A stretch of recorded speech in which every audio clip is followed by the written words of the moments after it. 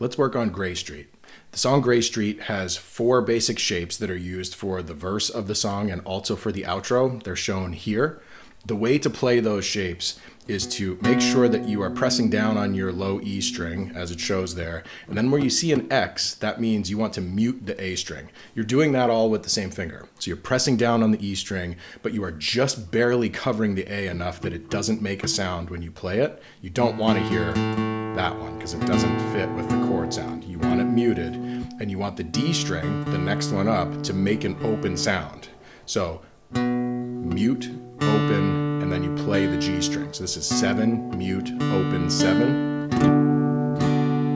Then you're going to play 3, mute, open, 4. 5, mute, open, 6. 2, mute, open, 2. So those are the 4 shapes you need to know. That takes a lot of practice just to do those and make them sound decent. If you're hearing notes that you're not supposed to hear, it's probably because you're letting that A string ring open, or you're squashing them down a little too hard and getting notes where you don't want them. So here are those 4 together.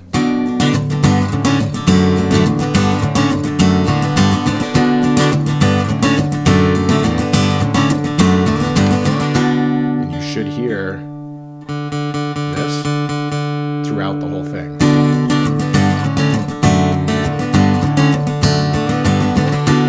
Try to accentuate it there a little bit. In the verse, when you're singing, you just cut that sound down even more. So get your hand a little bit flatter so you're only really hearing your E and your G strings, which would be more like this.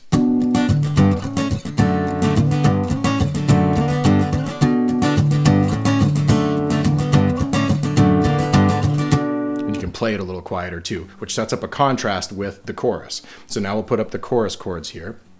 4 chord shapes. The first one is a B minor shape, so that's here. Followed by an A. Followed by a D/F chord, so it's 2, mute, open, 2, 3. Followed by a G chord. And I'm playing them by hitting the lowest note first and then strumming. That's how Dave does this. Here's how it's supposed to sound.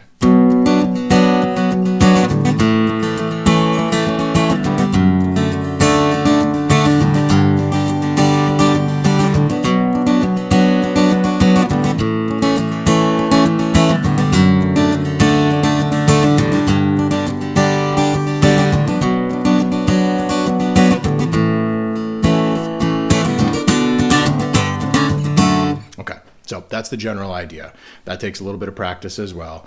And I would say this is a great song to learn because once you get those 4 basic shapes down, even if you're not doing the exact same hand movements that Dave does, as long as you're hitting the right strings on the right fret locations, it's going to sound great and you're going to get to play along with them. Play along with a Dave and Tim version, play along with a full band version, whatever you can do, but really rock out on the end because just getting comfortable with the timing of the strumming of those 4 shapes is huge for learning a bunch of other songs that also use those exact same chords in different positions. So here's just a little bit of that you can play along with if you want.